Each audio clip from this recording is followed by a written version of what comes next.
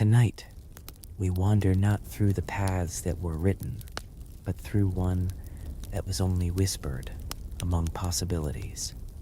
A road of salt wind and distant horizons. A journey where the Fellowship does not climb the snowy heights of Caradhras, nor descend into the ancient darkness beneath the mountains.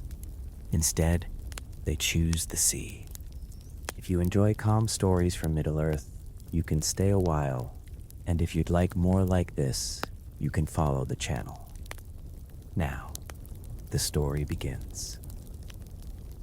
The autumn air is cool beneath the stars. The waterfalls sing softly among the cliffs, and the last homely house glows with golden light. Here, gathered beneath carved beams and ancient banners, the wise continue their counsel long after the words remembered in the chronicles have faded.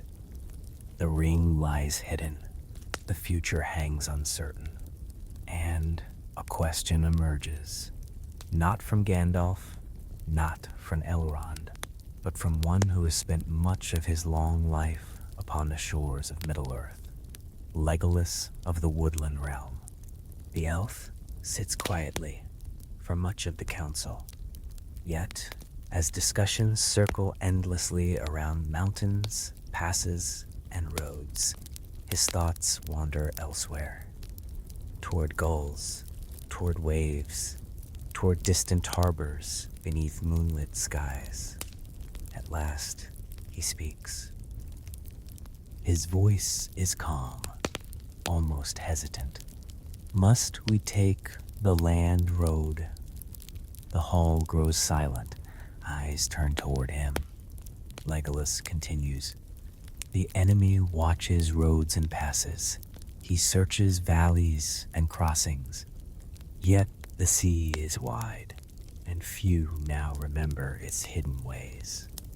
The suggestion seems strange at first. For centuries, the peoples of Middle-earth have slowly turned away from the sea. The great mariners are fading. The harbors grow quiet. Many fear open water. Yet, the thought lingers. A ship leaves no footprints, no broken branches, no campfire smoke upon distant hills. For a moment, possibility enters the room. Gandalf strokes his beard thoughtfully. Elrond says nothing. Aragorn lowers his gaze. Boromir listens carefully. Even the hobbits become curious. The wizard finally speaks. The sea has dangers of its own. Indeed it does. Corsairs haunt southern waters. Storms rise without warning. Creatures older than kingdoms dwell beneath deep currents. And if discovered, a ship offers little place to hide. Yet, every path toward Mordor carries danger. The sea is simply a different kind. As the debate continues deep into the night, practical details emerge. The Fellowship could travel westward first, not east, to the Grey Havens. There, among Círdan's people, vessels still remain. Small ships, swift ships, quiet ships. From there, they might sail south along the coast, past Lindon, past Enwythe, past the long shores facing the Great Sea, eventually reaching Gondor itself, perhaps even landing near the mouths of Anduin, far closer to Mordor than any northern crossing. The proposal remains risky, but increasingly, it feels possible. More possible than climbing mountains watched by spies, more possible than wandering exposed across countless leagues. The ring seeks secrecy above all else. And perhaps nowhere offers greater concealment than the vast emptiness of open water. As dawn approaches, Elrond finally rises. The road before us is uncertain. Whichever course we choose, his voice carries centuries of memory. I see neither safety upon land nor certainty upon sea. He turns toward Gandalf, then toward Aragorn, then finally toward Frodo. For in the end, The burden belongs to the ring-bearer. Young Frodo sits quietly, the fate of Middle-earth resting upon shoulders that still seem too small for such weight. He considers snowy mountains, darkest mines, hidden enemies, then imagines waves beneath moonlight, a journey no servant of the enemy expects. At length he answers, "If there is hope in secrecy, perhaps we should go by sea." No dramatic declaration follows, no thunderous approval, only thoughtful silence. Yet within that silence, history shifts. A path unwritten begins to unfold. Preparations start immediately. Messengers ride west. Supplies are gathered. Maps long untouched are studied once more. The fellowship itself changes little. 9 walkers remain, 9 companions, though soon they will be sailors as well. Sam worries quietly about boats. He has never trusted deep water. Merry and Pippin find the idea exciting. Boromir wonders whether Gondor's coast still remembers ancient signals and hidden landings. Gimli complains openly. Dwarves, after all, are not famous for loving ships. Legolas merely smiles. Far away, beyond forests and mountains, waves continue their endless conversation with the shore, unaware that they may soon carry the fate of the world. Days later, the Fellowship departs Rivendell. The valley fades behind them. Golden leaves drift through crisp autumn air. Ahead lies a road not found in the original tale. A road leading west, toward gull cries, toward horizons where sky and water meet. None among them can know what waits beyond those distant shores. Yet for the moment, hope feels strangely light. The ring remains hidden. The enemy looks eastward, and 9 travelers move quietly toward the sea. As evening settles across the land, stars emerge one by one above Middle-earth. The same stars seen by sailors, by kings, by generations long forgotten. And beneath their ancient light, the Fellowship begins a journey unlike any ever recorded. A journey carried not by roads, but by tides. Morning arise beneath a pale silver sky. The Fellowship follows an old road winding westward through lands that once stood nearer to the center of great events than they do now. Autumn deepens with every passing day. The leaves glow amber and gold beneath the sunlight, and a cool breeze drifts through the trees carrying the scent of distant rain. Their destination lies far from the path history remembers. Not the Misty Mountains, not Moria, not the Gap of Rohan. Instead, they travel toward the fading edge of Middle-earth, toward the Grey Havens. The road itself feels strangely peaceful, perhaps because few imagine danger approaching from this direction. The servants of the enemy search eastern roads and mountain crossings. They watch the borders of Gondor. They whisper among the wild hills. Very few look west. Very few concern themselves with ancient harbors where the elder days seem little more than fading memories. The Fellowship makes good progress. They pass through quiet stretches of Eriador where ruined watchtowers stand half-hidden among grasses. Weathered stones emerge from the earth like old bones. Once, kings walked these lands. Now only wind remains. Aragorn knows every mile. Sometimes he pauses beside broken foundations nearly swallowed by moss. He speaks softly of Arnor, of lost cities, of battles long forgotten by most living people. The hobbits listen carefully. To them, these ruins seem impossibly ancient, older than stories, older than imagination itself. Yet, Aragorn remembers countless tales passed down through generations. He sees not broken stones, but echoes, fragments of a vanished kingdom. One evening, as the campfire burns low, Pippin asks whether the kings of old ever sailed upon the sea. Aragorn smiles faintly. Many did. The young hobbit looks surprised. It seems strange somehow. Why? Pippin thinks for a moment. Because I always imagine kings sitting on thrones. A quiet laugh circles the fire. Even Gandalf chuckles beneath his beard. The best kings rarely spend much time sitting, he replies. The stars shine brightly overhead, far above drifting clouds, far above worries, far above the growing darkness spreading from Mordor. For a little while, the fellowship enjoys simple peace. The journey feels almost ordinary, almost. Yet the ring remains close, and the ring never truly sleeps. As days pass, Frodo occasionally feels its weight more strongly, not physically, spiritually, like a distant whisper carried through fog, a pull, a suggestion, a promise. He rarely speaks of it, but Gandalf notices. The wizard always notices. One evening, he sits beside Frodo beneath a stand of pine trees. The camp sleeps nearby. Only crackling embers remain awake. You are troubled. Frodo hesitates, then nods. I thought leaving Rivendell would make it easier. Gandalf gazes toward the darkness between the trees. Sometimes movement helps, and sometimes the burden simply learns new ways to remind us it exists. Neither says anything further.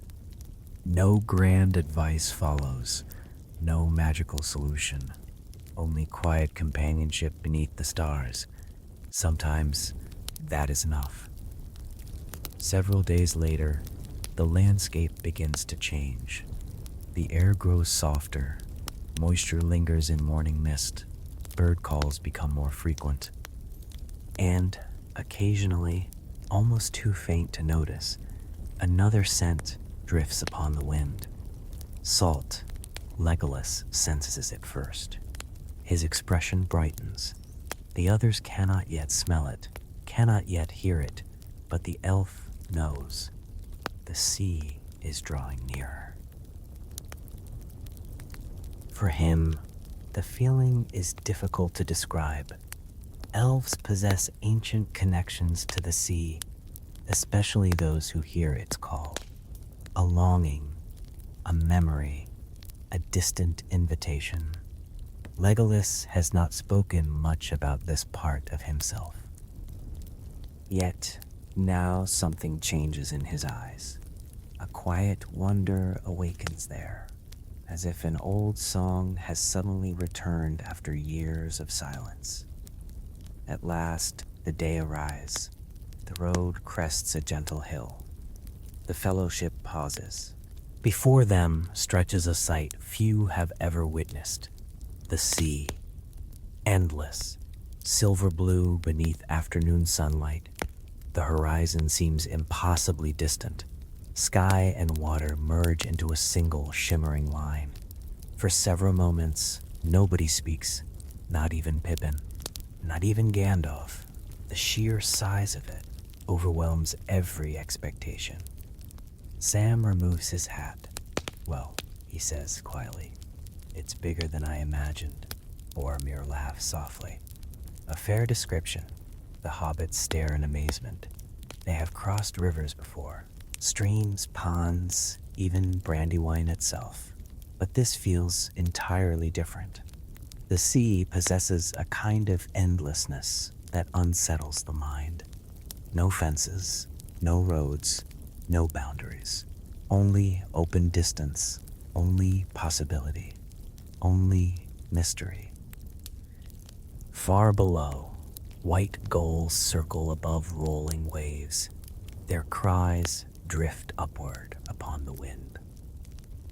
Legolas listens carefully. almost reverently. Something ancient stirs within him. Older than kingdoms.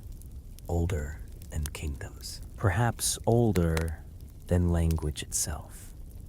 For a brief moment, his companions see not merely an elf prince, but one of the firstborn children of the world, a being connected to things far beyond mortal understanding. Then the moment passes. Legolas smiles and begins walking once more. The road descends toward the Grey Havens. Soon, slender towers emerge beside the shore, elegant structures gleaming beneath sunlight. White stone, silver roofs, graceful arches, the last great harbor of the elves.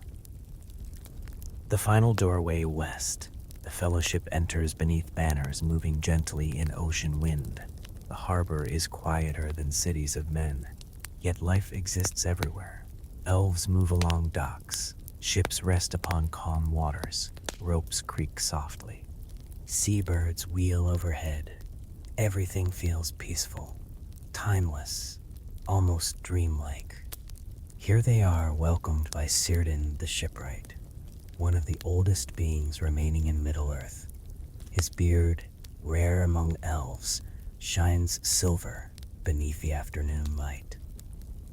His eyes hold depths that seem to contain centuries upon centuries of memory. He greets Gandalf warmly, then studies each member of the Fellowship, especially Frodo. Perhaps he senses the burden hidden beneath the hobbit's cloak. Perhaps he understands more than he says. Ancient wisdom often speaks through silence. That evening, preparations begin. Maps of coastlines are unrolled, supplies are loaded, routes are discussed. The sea journey ahead will be long, dangerous, uncertain. Yet for now, the harbor offers safety, a final refuge before open waters. As night settles across the Grey Havens, lanterns glow along wooden piers. Ships rock gently upon dark waves. The Fellowship stands at the threshold between land and sea. Behind them lies the familiar world of roads and forests. Ahead waits a journey no song has ever recorded. Beyond the harbor mouth, the great sea stretches southward into darkness, waiting, sentient as it has always been. And somewhere, far beyond that horizon, hidden beneath gathering shadows, destiny continues to watch. The tides are turning, and with the coming dawn, the Fellowship will sail. Let us leave the quiet harbor behind and drift outward upon older waters, where the maps grow sparse and the sea remembers stories long forgotten by those who walk upon the land. Dawn arrives softly over the Grey Havens. The eastern sky glows pale gold, and the last stars slowly fade above the western sea. Thin mist hangs over the harbor. It curls around the masts of waiting vessels and drifts between weathered piers where generations of elves have begun their final voyages. The Fellowship rises before sunrise. There is little conversation. The quiet feels appropriate. Today, they leave the certainty of solid ground. Sam discovers that he is not especially fond of this idea. He tries not to show it, very hard, in fact, but every glance toward the gently rocking ship seems to deepen his concern. The vessel waiting for them is neither large nor grand. This is not one of the magnificent white ships that carry elves into the west, nor is it a warship. It is a swift coastal vessel built for long journeys and changing conditions. Its hull is narrow and elegant. White painted timbers gleam softly in the morning light. A single tall mast supports a sail woven from pale fabric that almost seems to glow. Several elven mariners accompany them, quiet sailors, experienced sailors. The sort who can read weather from distant clouds and currents from subtle changes in the water's color. Círdan himself walks with them to the dock. The old shipwright speaks little, yet his presence carries unusual comfort, like an ancient lighthouse standing against endless storms. At the gangplank, he pauses beside Frodo. For a moment, neither speaks. Then Círdan places one hand gently upon the hobbit's shoulder. The sea conceals many things. His voice is low. The enemy's gaze does not reach everywhere. Frodo nods. The words offer hope. Not certainty, but hope. And for now, that is enough. Soon ropes are cast free. The sail unfurls. Wind fills the canvas. Slowly, almost reluctantly, the harbor begins to drift away. The Fellowship watches the gray havens recede into the distance. White towers shrink against the shoreline. The harbor mouth widens behind them. The open sea stretches ahead. No cheering follows their departure. No dramatic farewell. Only gull cries, only waves, only the steady breathing of the ocean. For the first few hours, everyone remains occupied with adjustment. Walking aboard a moving ship proves more difficult than expected, especially for hobbits. Merry nearly loses his balance twice before breakfast. Pippin only once, which he considers a personal victory. Sam fares somewhat worse. By midday, he sits very still beside a coil of rope and decides that movement is highly overrated. Aragorn checks equipment. Boromir studies charts with the captain. Gimli remains deeply suspicious of everything, particularly the floor. The floor should not move. Legolas raises an eyebrow. We are on water. That changes nothing. The elf laughs softly. Even Gandalf smiles. The days settle into rhythm surprisingly quickly. Morning sunlight sparkles across rolling waves. Afternoons drift peacefully beneath broad skies. Evenings arrive wrapped in colors impossible to find inland. Orange, crimson, gold, lavender. The sea transforms constantly beneath changing light, never quite the same from one hour to the next. For the hobbits, everything feels new.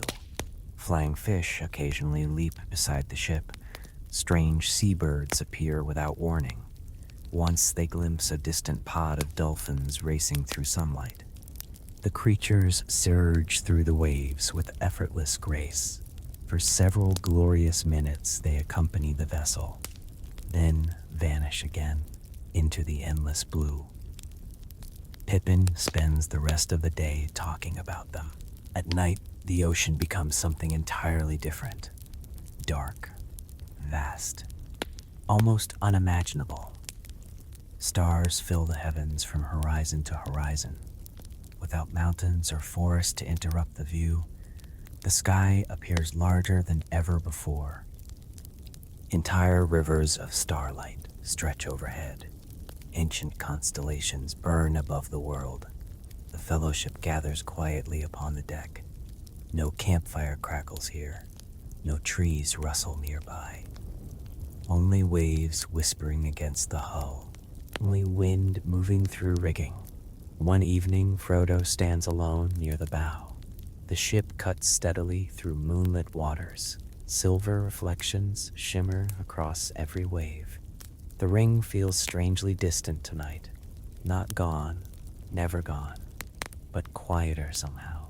The vastness surrounding them seems to dilute its whispers. The sea contains countless sounds, countless motions, countless mysteries. Perhaps even the ring struggles to dominate such immensity.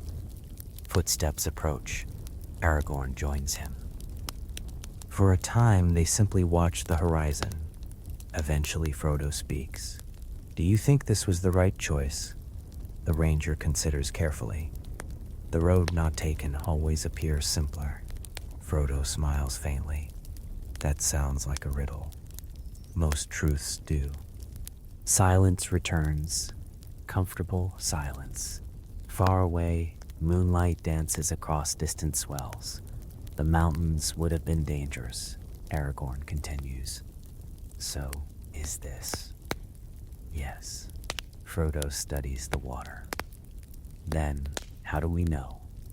Aragorn gazes toward the stars. We do not. The answer seems strangely reassuring. Perhaps because honesty often is. No false confidence, no impossible promises. Only acceptance that courage means moving forward despite uncertainty. The voyage continues. Days become a week, then more. They sail south along coastlines rarely visited by travelers. Sometimes distant hills appear on the eastern horizon, sometimes forests, sometimes empty beaches stretching for miles. Occasionally they glimpse ruins, standing alone above cliffs, fragments of forgotten watchtowers, reminders that kingdoms rise and fall while the sea endures. Weather remains favorable. At first, gentle winds push them steadily onward. The captain grows increasingly optimistic. Even Sam begins trusting the ship a little, not completely, but enough to eat lunch without suspicion. Then one evening, everything changes. The first sign appears at sunset, a line of dark clouds gathering far to the southwest. Thin at first, only noticeable, yet the sailors watch carefully.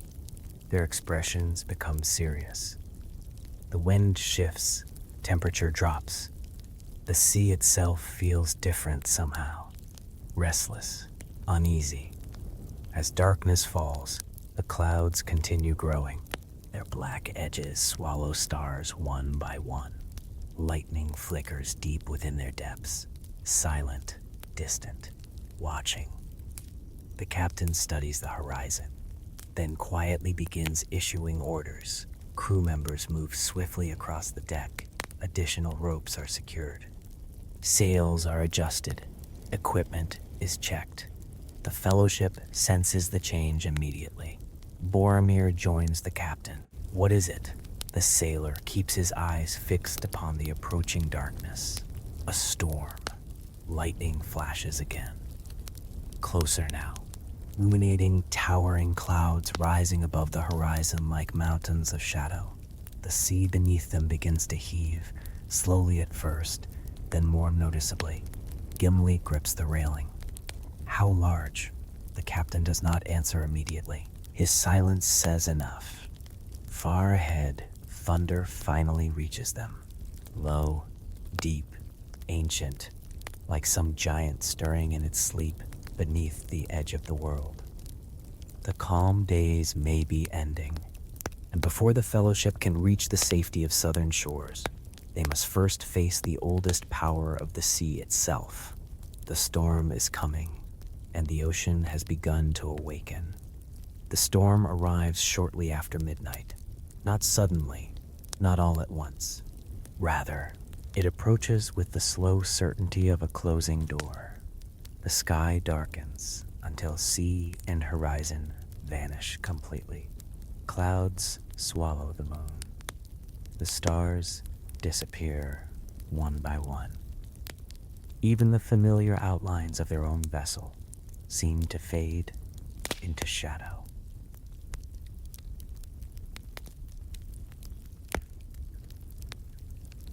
Only the lanterns remain, small golden circles, trembling against the darkness. The Fellowship gathers upon the deck as wind begins to rise. The ship no longer glides. Now it climbs, then descends. Water hisses along the hull. Rigging groans overhead. Far above, the sail strains against strengthening gusts. Sam grips a railing with both hands. He has not spoken for several minutes. This alone is remarkable enough to concern Mary. Sam, I'm thinking about what? Solid ground. A flash of lightning illuminates the sea. For a brief instant, the world becomes silver. Waves tower around them like moving hills. Then darkness returns, much darker than before. Thunder follows, deep and rolling. Not sharp, not violent, but immense, like distant stone gates slowly opening somewhere beyond sight. The elven sailors move calmly through the growing storm. Their experience becomes immediately obvious. No panic, no shouting. Ropes are secured, sails shortened. Every movement practiced countless times before. Gandalf watches with approval. They know their craft. Aragorn nods. The sea rewards preparation and punishes carelessness. The wizard glances toward the gathering waves, usually without warning. By dawn, the storm fully surrounds them. Rain sweeps across the water in silver curtains. Wind drives spray high above the deck. The ship rises sharply upon one wave, hangs suspended for a breathless moment, then slides downward into a valley of dark water. The hobbits discover entirely new definitions of discomfort. Pippin later claims the experience feels like being tossed inside a barrel rolling downhill. Nobody disagrees. Even Boromir, who possesses both strength and endurance, moves carefully across the pitching deck. Only Legolas appears entirely unaffected. He balances effortlessly, despite the ship's constant motion, light-footed as a gull upon a drifting branch. At one point, Gimli watches the elf cross the deck during a particularly violent lurch. The dwarf shakes his head. I am becoming convinced gravity simply ignores you. Legolas smiles. It has always seemed quite friendly. The answer does not improve Gimli's mood. Yet despite the storm's intensity, the vessel endures, hour after hour, wave after wave. The ship bends. The timbers creak, the mast groans, but nothing breaks. Nothing fails. It is a good ship, built by hands that understand both sea and storm. By evening, the worst weather begins moving eastward. Rain lessens. Winds gradually weaken. Clouds thin. At last, as darkness settles once more across the ocean, a single star appears overhead. Then another. Then dozens. A collective sigh passes through the fellowship. The storm is ending. Exhaustion settles over everyone. Yet, relief accompanies it. They have endured. The sea tested them and allowed them passage. For now, the following morning feels transformed. Sunlight sparkles upon fresh blue water. The air smells clean and bright. Even Sam emerges cautiously onto the deck. His complexion remains uncertain, but considerably improved. The sea stretches calm and peaceful in every direction, as though the previous day never happened, as though storms are merely brief moods quickly forgotten. For several days afterward, conditions remain favorable. The voyage continues southward. The coastline occasionally appears far to the east.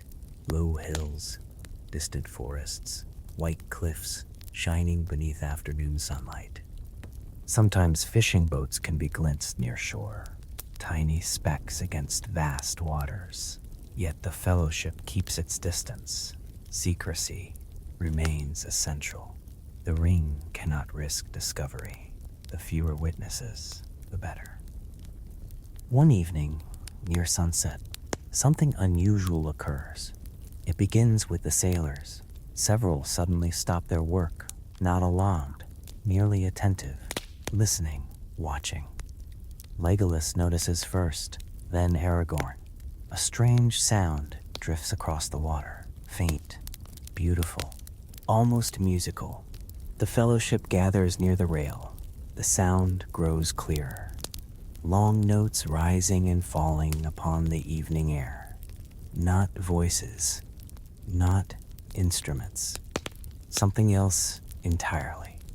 Something older, far beyond the ship, shapes emerge from the sea. Massive dark forms moving just beneath the surface, slowly, gracefully, silently. The largest is longer than the vessel itself, perhaps several times longer. A great creature rises gently from the water. Its back gleams beneath golden sunlight. Mist bursts from its breathing hole high into the air. The spray catches the fading light. For a moment, it becomes a shining cloud of gold and silver. The creature exhales once, then slips beneath the waves again. The sea closes quietly above it. Nobody speaks. Another appears. Then another. A small pod traveling southward through open waters. Ancient wanderers of the deep. Their mournful songs drift across the ocean. Melodies without words, yet somehow filled with feeling. The fellowship listens in silence. Even Gandalf seems moved. Perhaps because the sound carries something difficult to describe. Not sadness, exactly. Not joy. Something larger. The feeling of immense distances. Endless journeys. Ages passing beneath changing stars. Eventually, the creatures vanish into the gathering dusk. Their songs fade. The sea grows quiet once more. But the memory remains. That night Frodo dreams, not of Mordor, not of the ring, not of pursuit. Instead, he dreams of vast waters beneath moonlight, of distant shores, unseen by mortal eyes, of white ships sailing westward beneath endless stars. The dream feels peaceful, almost healing. When he awakens before dawn, the burden seems slightly lighter. Only slightly, yet enough to notice, enough to matter. Several days later, the voyage enters warmer waters. The air softens. The winds carry unfamiliar scents. The sailors study charts more frequently now. Their destination approaches. The Bay of Belfalas lies ahead. Beyond it waits Gondor. Beyond Gondor waits the final stages of their quest. But something else waits as well. The enemy may not have expected them to cross the sea. Yet Sauron's reach extends farther than many realize. News travels, rumors spread, eyes watch from unexpected places.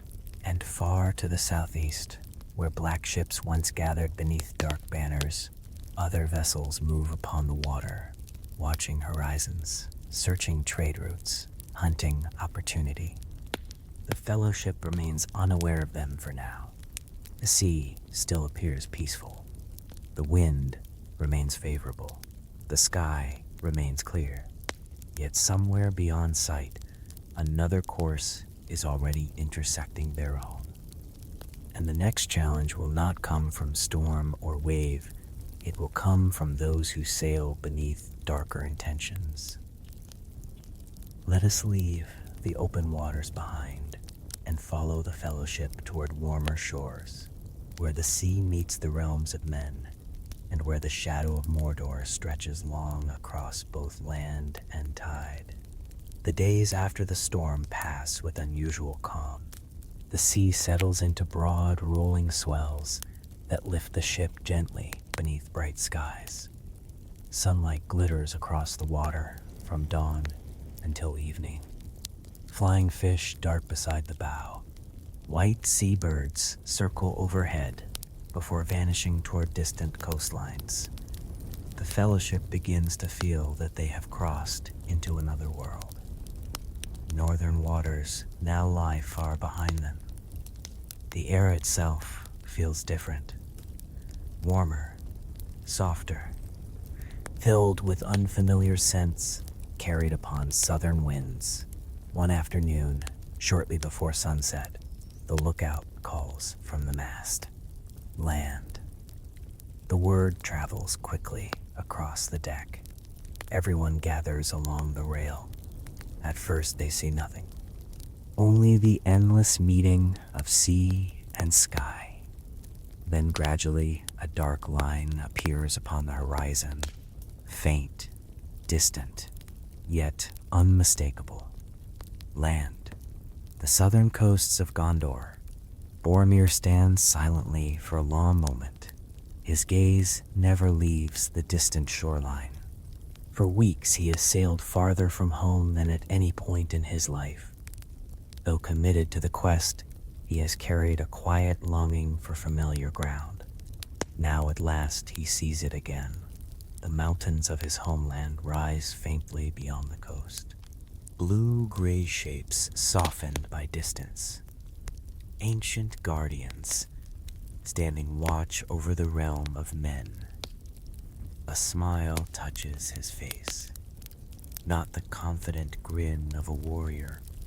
Something gentler, something almost boyish. Home.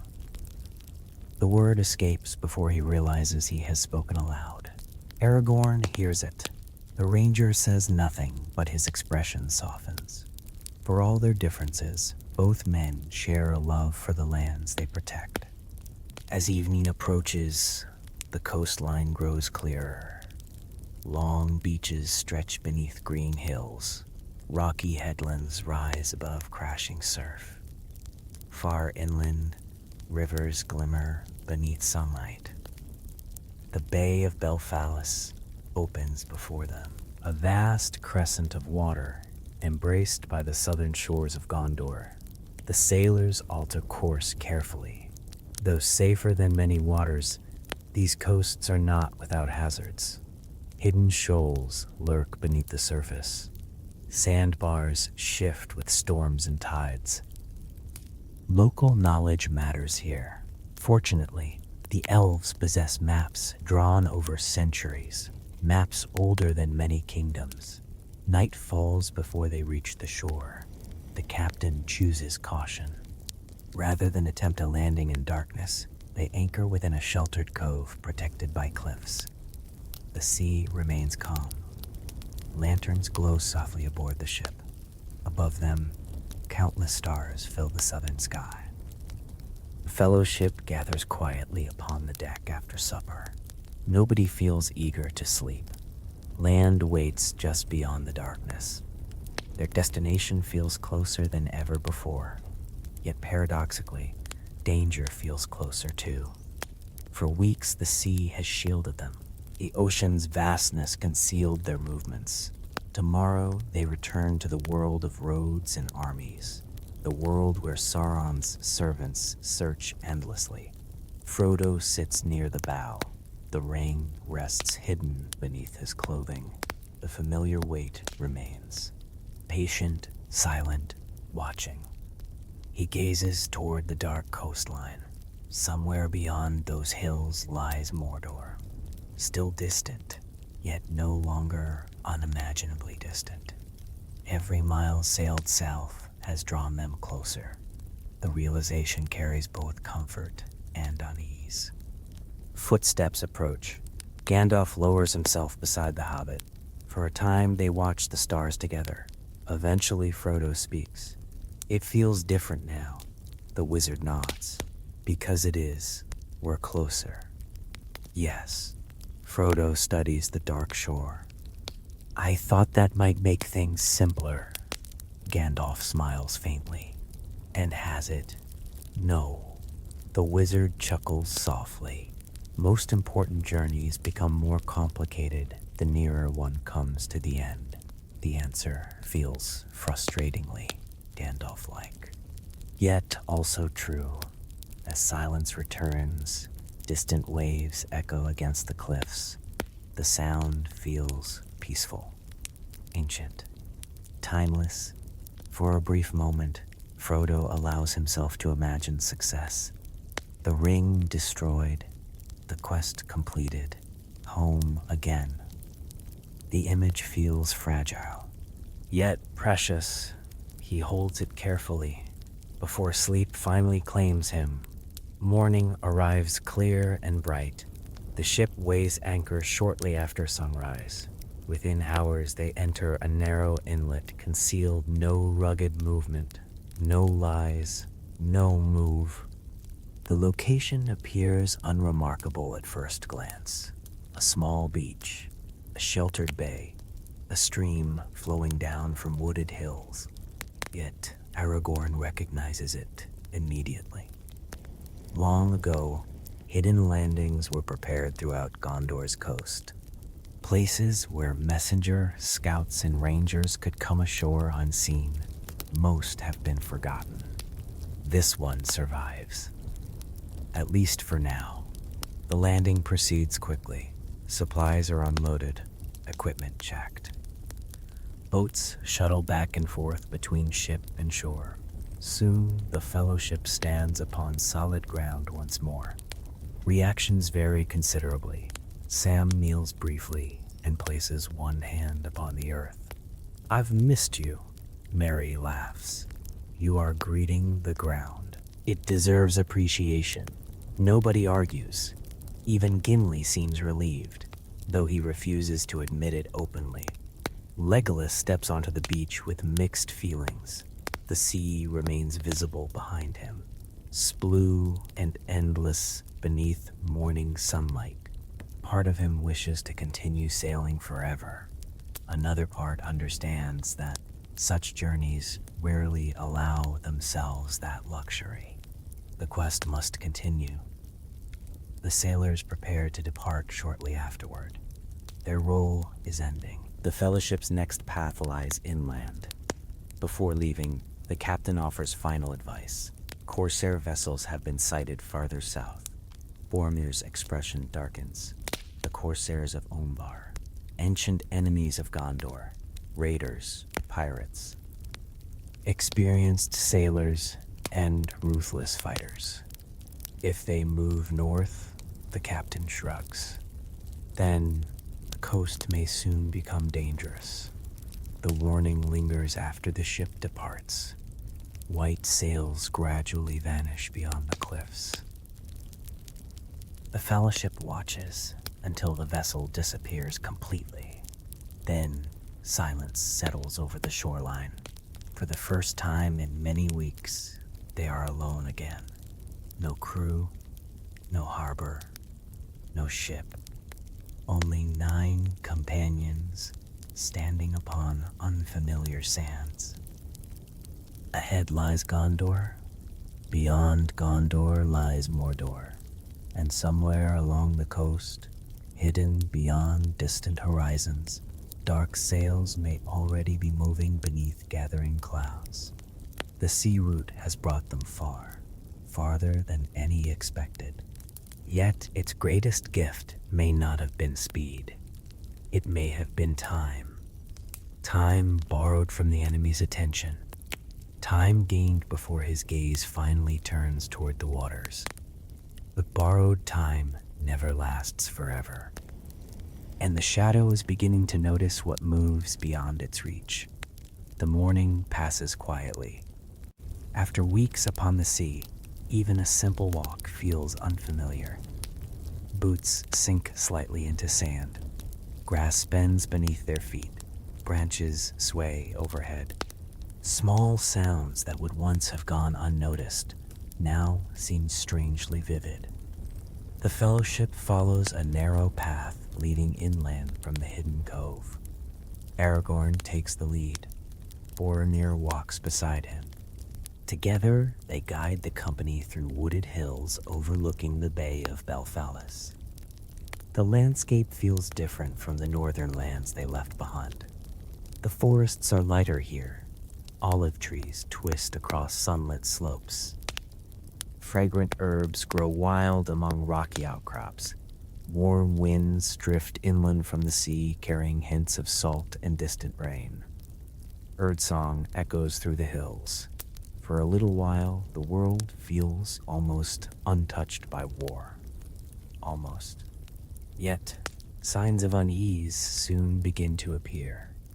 Abandoned watchfires, old campsites, broken wagon tracks leading south. The subtle traces of movement, of people preparing for uncertain days. Boromir notices every detail. His expression grows increasingly thoughtful. Gondor's gathering strength. Aragorn kneels beside a set of wheel ruts pressed into dry earth, or preparing for attack. Neither possibility brings comfort. The shadow of Mordor continues spreading. Even here, far from the Black Gate, its influence can be felt. The Fellowship presses onward. Their goal is simple: reach the lower courses of the Anduin. Travel north and east where possible. Avoid attention. Avoid conflict. Above all, keep the ring hidden. Simple goals, difficult reality. That evening, they camp among low hills overlooking the sea. The bay stretches westward beneath the setting sun. Golden light dances across calm water. Far away, tiny white caps shimmer like scattered silver coins. Sam prepares supper while Merry and Pippin gather firewood. Gimli sharpens an axe. Legolas watches the horizon. Everything appears peaceful. Yet something unsettles him. The elf cannot immediately identify it. Only a faint feeling, a subtle disturbance, the sensation that something moves beyond sight. He studies the distant waters carefully. At first, he sees nothing unusual. Then, a shape, far beyond the bay, almost lost within evening haze. A sail, dark against the fading light. Then another, and another. Tiny silhouettes upon the horizon. Legolas narrows his eyes. His vision reaches farther than any mortal companion. The distant vessels become clear. Long ships, black sails, moving north. He rises immediately. Aragorn notices. What is it? Legolas continues watching. His expression hardens. Corsairs. The word silences the camp. Boromir stands at once. How many? At least 6. A grim silence follows. 6 ships are enough for scouting, enough for raiding, enough to cause trouble, yet not enough for invasion. At least not alone. Boromir studies the horizon but sees only faint shadows. They are far away. For now, the elf lowers his gaze. They sail north. Nobody needs to explain the significance. Corsair activity near Gondor rarely signals anything good. The ship may not know of the Fellowship, may not even know they are nearby, yet their presence serves as a reminder. The world beyond this quiet hillside remains dangerous. War approaches. The darkness is moving. Even along the sea route, that night sleep comes uneasily. Clouds gather overhead, not storm clouds. Something softer, thin layers drifting across moonlight. Frodo sleeps beneath a small shelter of canvas and blankets. For several hours, his dreams remain peaceful. Then the ring begins to stir. At first, the dream seems harmless. He walks beside the sea. Moonlight glimmers across gentle waves.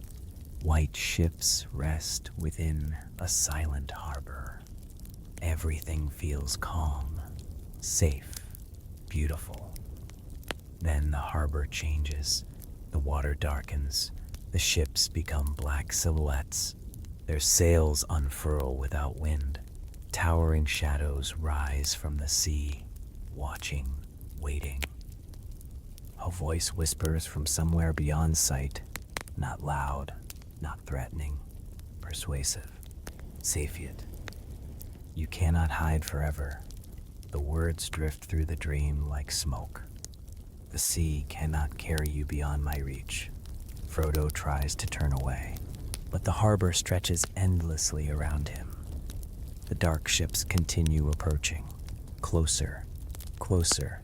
The voice returns. Every road leads to me. Frodo awakens suddenly. His heart pounds. The camp remains quiet. Most of the fellowship still sleeps. Only Aragorn keeps watch nearby. The ranger notices immediately. A dream. Frodo nods. The ring feels cold against his chest, as though it remembers something or someone. Aragorn studies the darkness thoughtfully. The enemy searches everywhere now.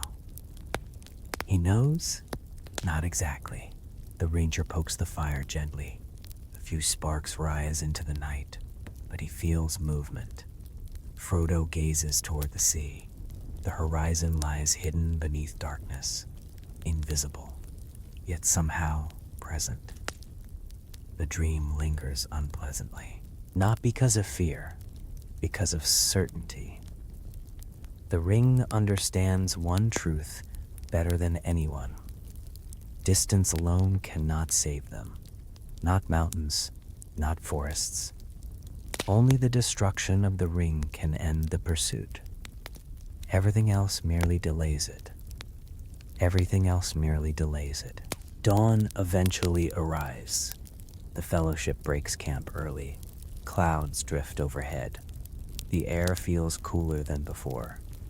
The path ahead turns inland toward the great riverlands. The sea remains visible behind them for much of the morning. A shining blue line beyond rolling hills. Gradually it grows smaller, more distant. Eventually it disappears entirely. The ocean route has ended. Ahead waits a different journey. The Anduin, the longest river in Middle-earth. Its waters flow from distant northern mountains all the way to the sea they have just left behind. Now the fellowship must follow its course toward the shadowed lands beyond, toward danger, toward destiny, toward the final stages of their quest. Yet, as they descend into the river country, none notice a rider upon a distant ridge, a lone figure watching through a spyglass. Too far away to identify, too far away to confront. The watcher studies the travelers carefully, then turns south, and rides swiftly away, carrying news that unknown wanderers have come ashore along Gondor's coast, news that may soon reach ears far darker than his own.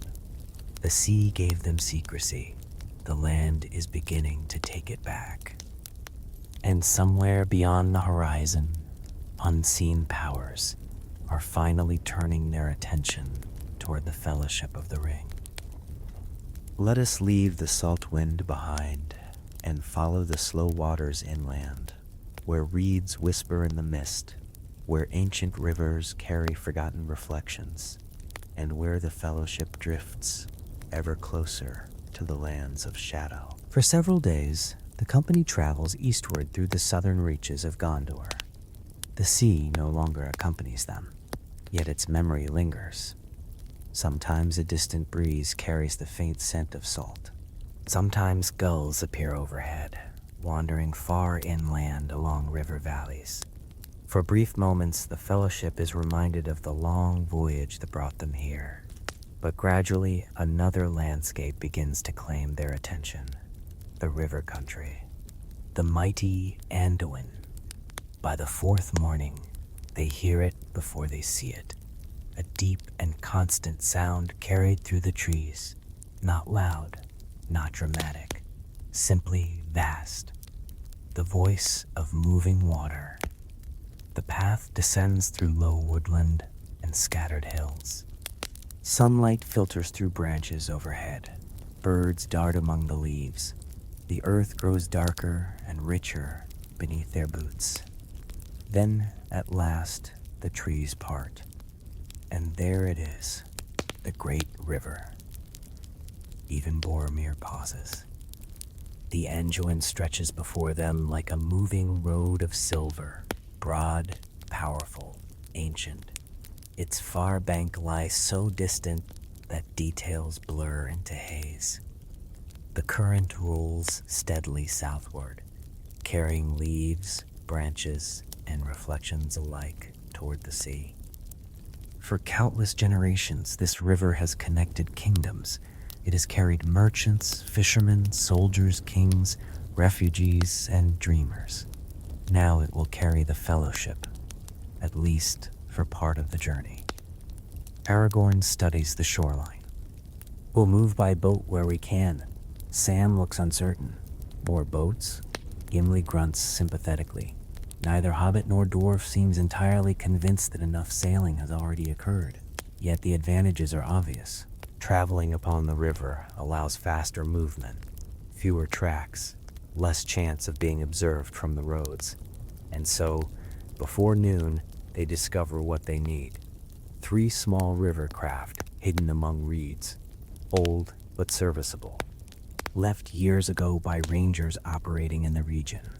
The boats require repairs, nothing serious. Loose boards, weathered rope, minor leaks.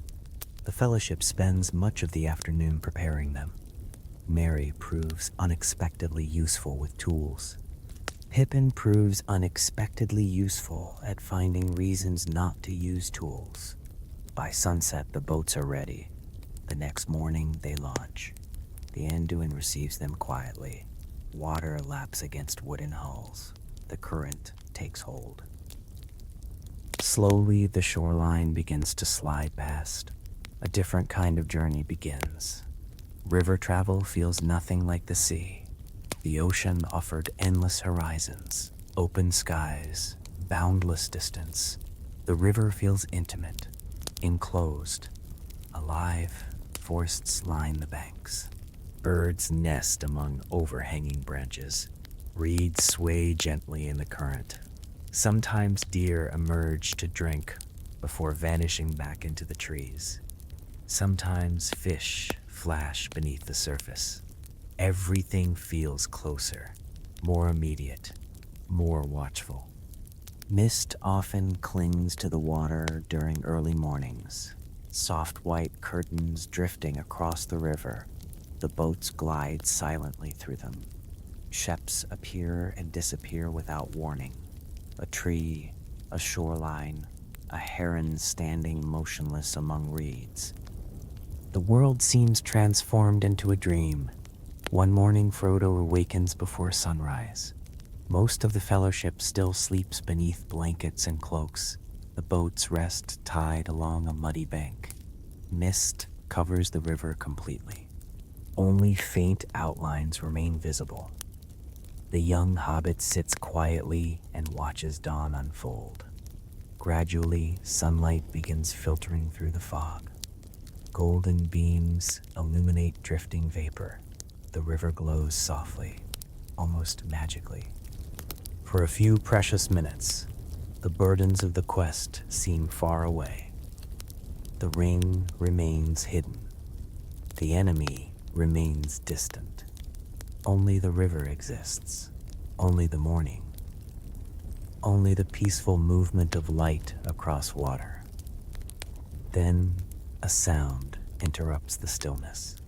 Splash. Frodo looks up. Another splash follows. Something moves within the mist. Not large, not threatening. Merely unseen. A shape passes briefly through the fog. Then vanishes. Perhaps a fish. Perhaps an otter. Perhaps something else entirely. The mystery remains unsolved, and somehow that feels appropriate. Rivers keep secrets. Always have. Throughout the following days, the Fellowship moves steadily northward. The landscape changes continually. Wide marshes give way to wooded shores. Woodlands yield to open meadows. Ancient ruins occasionally appear among the trees. Broken walls, collapsed towers, forgotten foundations swallowed by roots and moss, reminders that countless lives once unfolded here. One afternoon, they discover the remains of an old river fort. Most of it has crumbled into ruin, yet fragments remain: stone archways, weathered battlements, a small tower leaning slightly toward the river. Aragorn explores briefly. When he returns, his expression is thoughtful. Built by Gondor. How old? Asks Mary. Hundreds of years. The hobbit studies the crumbling walls. It doesn't seem fair somehow. What doesn't? People work so hard building things. Mary gestures toward the ruins, and eventually, everything falls apart. For a moment, nobody answers. Then Gandalf speaks. Most things do. The wizard gazes toward the ancient stones, but that doesn't make them meaningless. The answer lingers long after the conversation ends, as many of Gandalf's answers tend to do. Days pass. Miles vanish behind them. The Fellowship grows comfortable upon the river, perhaps too comfortable, because danger often arrives when vigilance begins to relax. The first warning comes near dusk. Legolas notices it.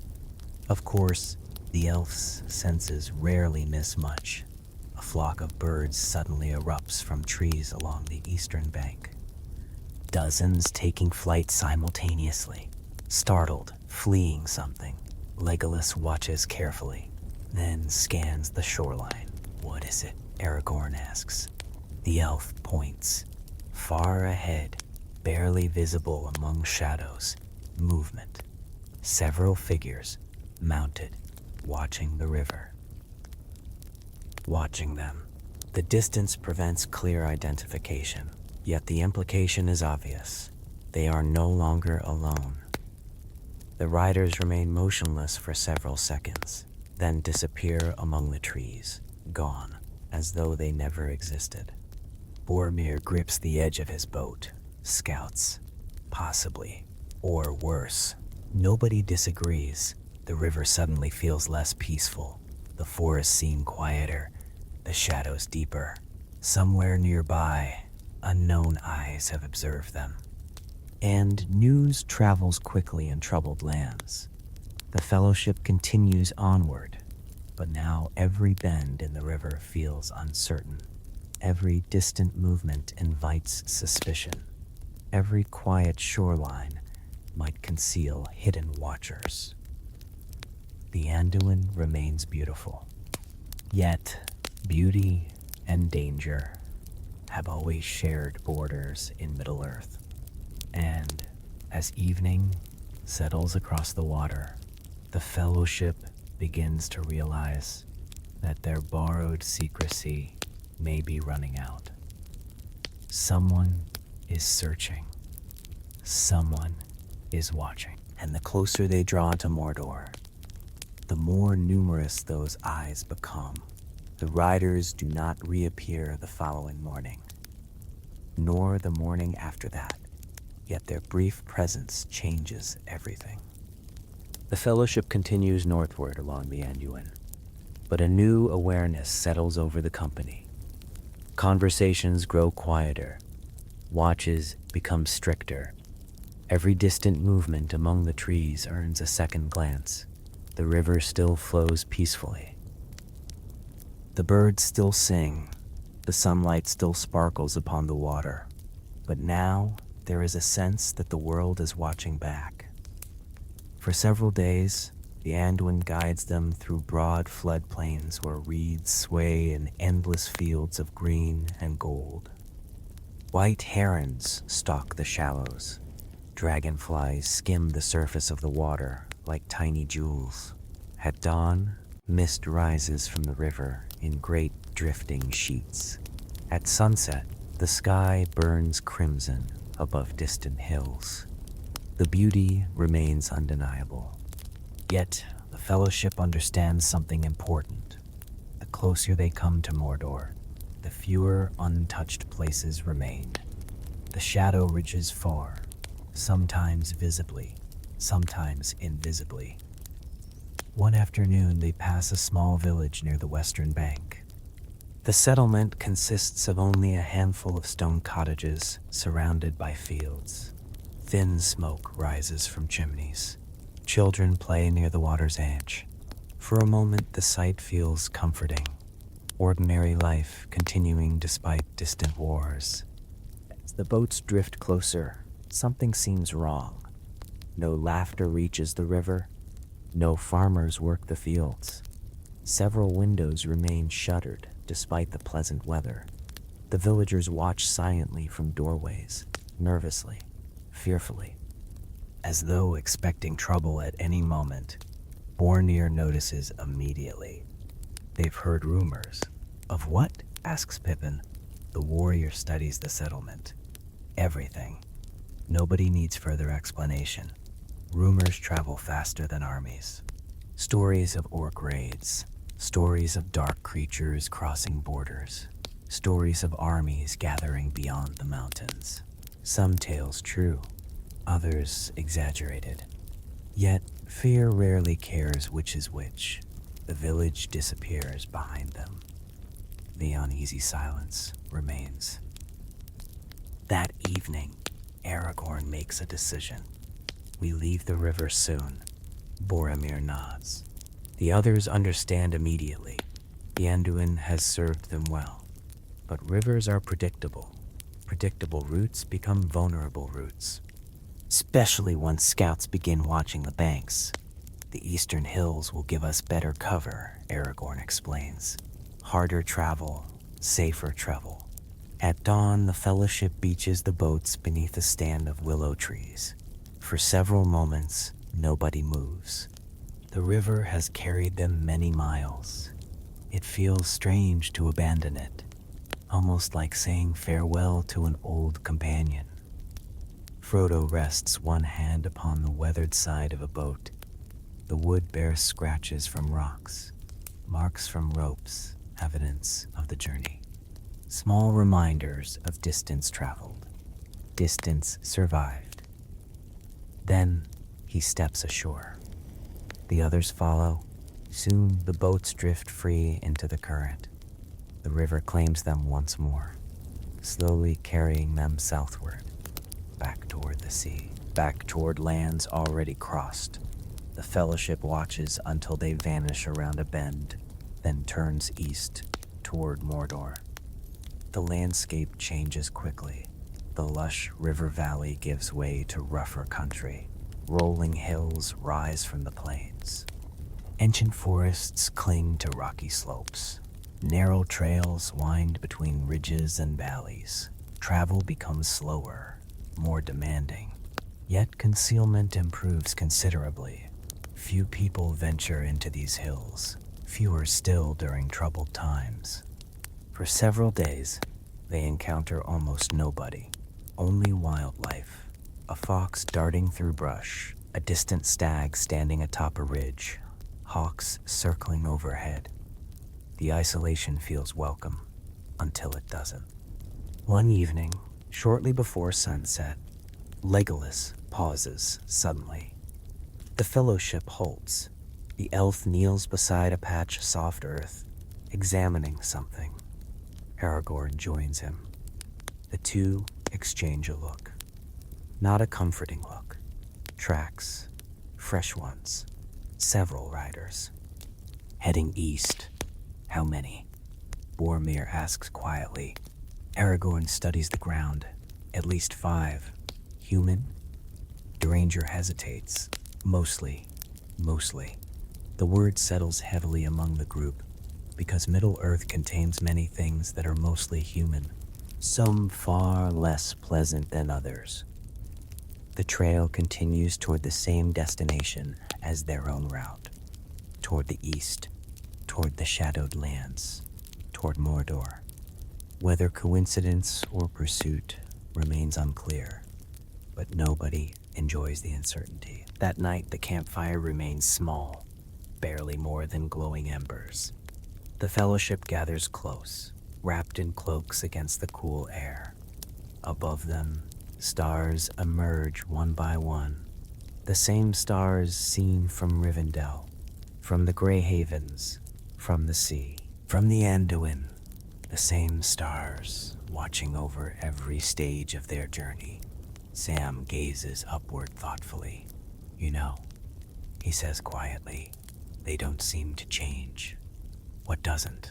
Asks Mary. The stars. The others look skyward. They stay the same wherever we go. Gandalf smiles softly. One of the comforts of the world.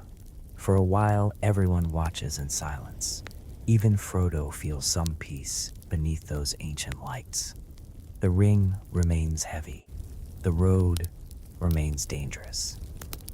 Yet the stars endure, untroubled by fear, unmoved by ambition, simply shining as they always have. Perhaps there is comfort in that. Perhaps there is wisdom too. Eventually, the company settles to sleep, one by one, until only Aragorn remains awake. Standing watch beside the fading embers, the ranger studies the darkness beyond the camp. The hills lie silent, the forests still. Yet instinct whispers caution. Something is changing. The feeling has grown steadily stronger over recent days.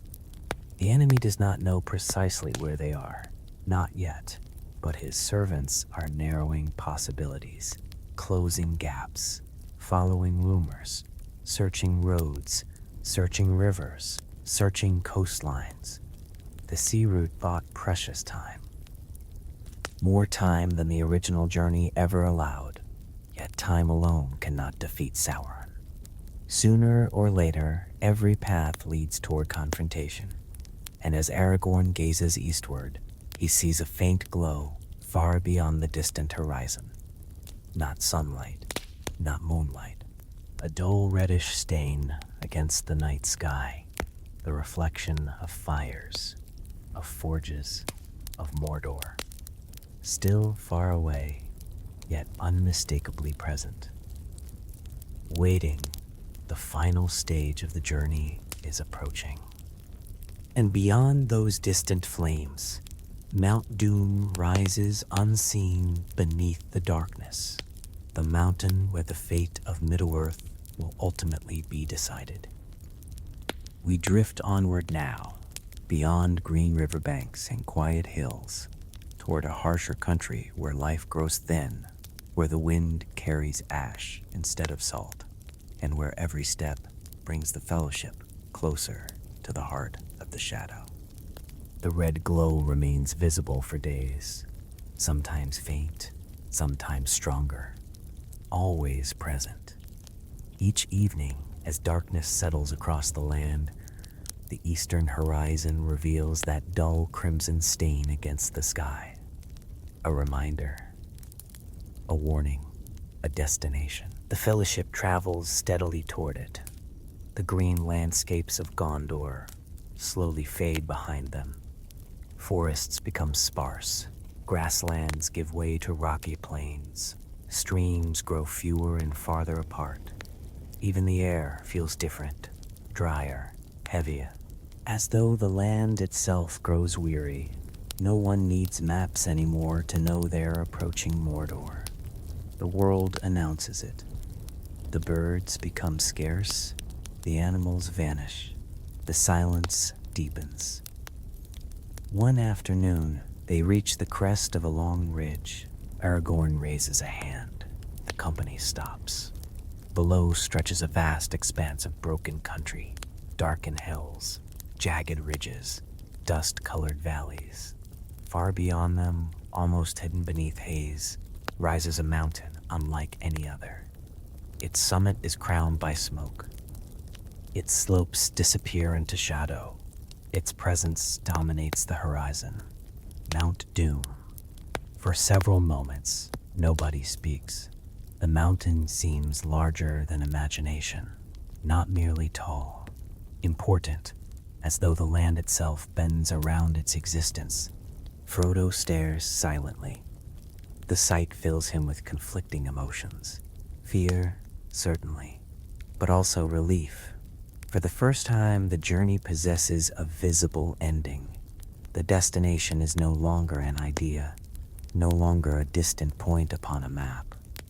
It exists, real. Solid waiting, Gandalf steps beside him. There it is. The wizard's voice remains calm, almost gentle. Frodo nods. I imagined it differently. Most people do. Neither elaborates. The mountain needs no explanation. Its meaning is obvious. The Fellowship descends into the rocky country below. Travel becomes slower than ever before. The terrain resists them at every turn. Loose stones shift beneath their feet. Narrow paths twist between ridges. Sharp winds sweep across exposed slopes carrying dust and ash. Each mile demands effort. Each mile feels earned. Yet despite the hardship, something unexpected occurs. The company remains together. In the original tale, the Fellowship fractured long before reaching Mordor. Choices divided them. Temptations pulled them apart. Tragedy intervened. But the sea route changed many things. Weeks spent sailing together created bonds that never had the opportunity to form elsewhere. Shared storms, shared watches, shared horizons. Those experiences matter. Now, standing at the edge of Mordor's shadow, the Fellowship remains united. Vermeer still struggles with the ring's temptation. No man could stand entirely untouched, yet he has spent weeks observing Frodo's burden, weeks witnessing the quiet courage required simply to continue. The temptation remains, but understanding grows alongside it, and understanding changes people. One evening, as camp is prepared among scattered boulders, Boromir approaches Frodo. The hobbit looks up from a small cooking fire. The warrior hesitates. An unusual sight. Boromir is not normally hesitant. At last, he speaks. I owe you an apology. Frodo blinks. For what? For underestimating the burden. The man gazes toward Mount Doom. Its distant silhouette looms against the darkening sky. I thought strength alone could solve this. Frodo remains quiet. Boromir continues. I understand now that strength is only part of the matter. The admission carries weight, perhaps more than either realizes. The two sit together for a while, watching sunset fade from the western horizon. No further words prove necessary. Some conversations end not with conclusions, but with understanding. The following days grow increasingly difficult. Signs of Mordor appear everywhere. Blackened rocks, ash scattered by distant winds, streams tainted by strange minerals. The very landscape seems wounded. Even sunlight struggles here. Clouds often obscure the sky. Shadows linger longer than they should. The Fellowship avoids roads whenever possible. Orc patrols become more common. Twice they glimpse distant groups moving through valleys below, dark figures marching beneath black banners. Neither side notices the other. For now, Legolas and Aragorn guide the company along forgotten routes, ancient paths nearly erased by time. The sort of trails only rangers and elves still remember. Progress remains slow, but secrecy survives, at least temporarily. Then comes the moment everyone feared. Near dusk on the sixth day, Frodo stumbles. Not from exhaustion, not from uneven ground. The ring suddenly grows heavy, painfully heavy. He falls to one knee. The others rush toward him. Frodo, the hobbit, struggles to breathe. The chain around his neck feels hot, almost burning. Far away, beyond ridges and valleys, a deep rumble echoes through the land. Mount Doom. The mountain is active, not erupting, not yet, but stirring. responding. The ring seems to recognize its birthplace, its true home. For several terrible moments, Frodo feels an overwhelming urge, not to destroy the ring, to protect it, to hide it, to preserve it forever. The temptation crashes over him like a storm tide, stronger than anything before. The sea route carried them safely around mountains and armies, but it could never carry them away from this. The ring itself, its power grows strongest nearest the fire that forged it. Frodo closes his eyes, fighting, enduring, refusing. At last, the feeling begins to fade. Slowly, reluctantly, the weight remains, but the worst passes. When he opens his eyes, the Fellowship surrounds him, concern visible on every face. Even Boromir, even Gimli, even Gandalf. No one asks unnecessary questions. No one demands explanations. They understand enough. The burden is becoming harder. The final miles may prove the hardest of all. Night falls soon afterwards. The camp remains quiet, thoughtful. Beyond the ridges, Mount Doom glows faintly beneath the darkness, like a distant ember waiting to become flame. The end of the journey approaches, closer now than ever before. And, for the first time, even Gandalf wonders whether fate has granted them enough time. Because somewhere within the Black Land, forces are beginning to move. Messengers ride, armies gather. Eyes turn toward rumors of intruders approaching from an unexpected direction. The Fellowship reached Mordor more swiftly than Sauron anticipated, but surprise is fading, and the Shadow is finally beginning to understand that something has slipped through its grasp. The final days begin beneath a sky of ash. Morning arrives reluctantly. Sunlight filters through layers of smoke, drifting from distant vents and fissures. The world appears muted. Colors fade into shades of gray and brown. Even the wind seems exhausted. The Fellowship rises before dawn.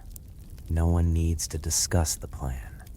The mountain dominates every thought. Mount Doom now towers above the horizon, closer than ever. Its slopes rise like dark walls against the troubled sky.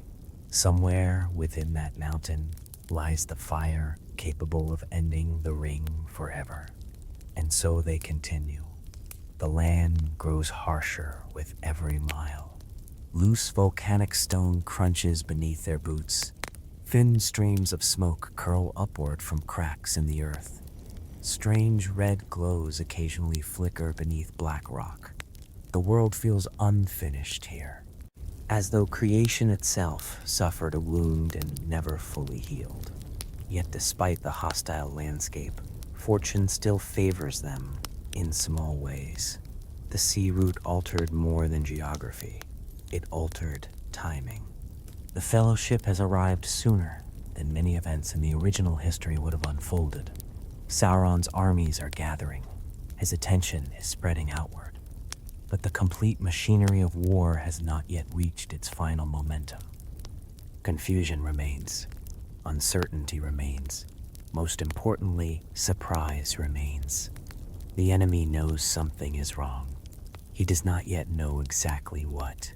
That uncertainty becomes their greatest ally. Late on the second day, Aragorn discovers an ancient path winding upward through broken cliffs. A forgotten road, perhaps once used by servants of Mordor centuries ago, perhaps older still. Whatever its origin, it offers concealment. The Fellowship follows it carefully. Higher, closer. The mountain looms above them now. No longer distant, no longer symbolic. Real, immense, terrible, Its presence fills the horizon. Its smoke darkens the heavens. Its rumblings vibrate faintly through stone beneath their feet. The ring responds. Frodo feels it constantly. The chain around his neck seems heavier with every hour. The whispers grow louder, more persuasive, more desperate. Promises of power, promises of safety, promises of victory. All lies, yet lies crafted with extraordinary skill. Even now, the ring understands exactly what to say, exactly what to offer. That evening, the Fellowship rests among black volcanic boulders. The campfire burns small and low. No one speaks much. Words feel inadequate this close to the end. At length, Gandalf rises. The wizard looks around the circle, at Aragorn, at Boromir, at Legolas, at Gimli, at Merry and Pippin, at Sam, and finally at Frodo.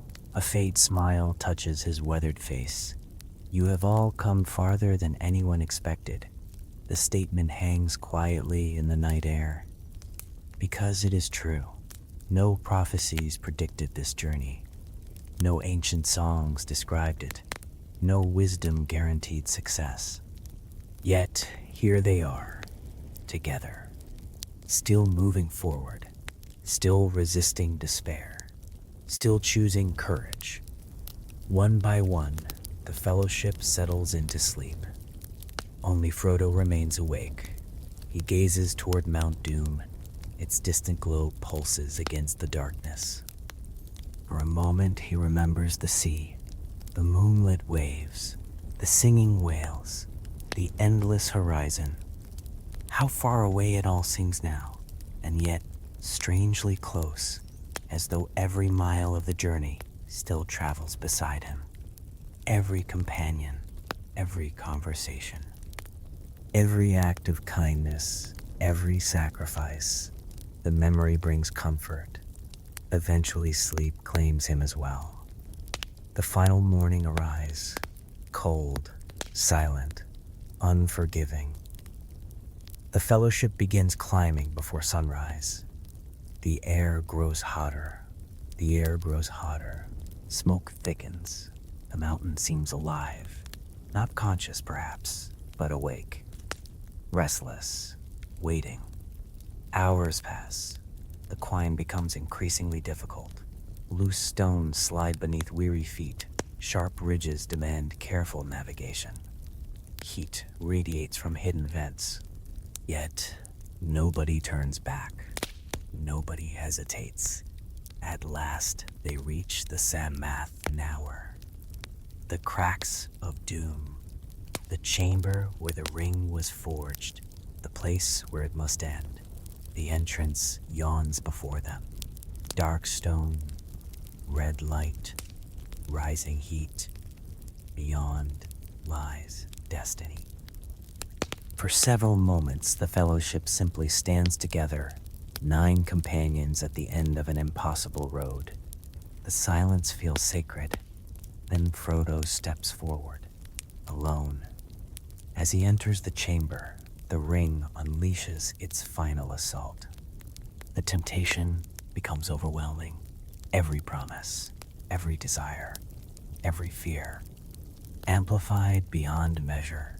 The ring offers power enough to challenge kingdoms, wisdom beyond mortal understanding, the ability to heal every wound, to prevent every loss, to save everyone. All he must do is keep it.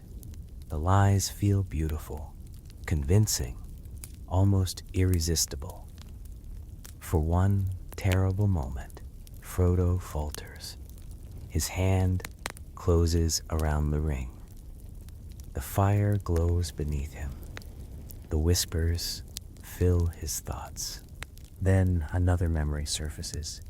Not power, not victory. The sea. A quiet night beneath endless stars. Sam laughing beside a coil of rope. Boromir speaking honestly beside a campfire.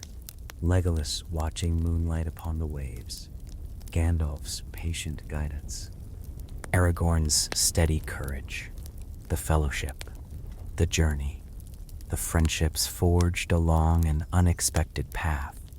The ring promises domination. The journey taught something better: trust, hope, companionship, the strength found in carrying burdens together.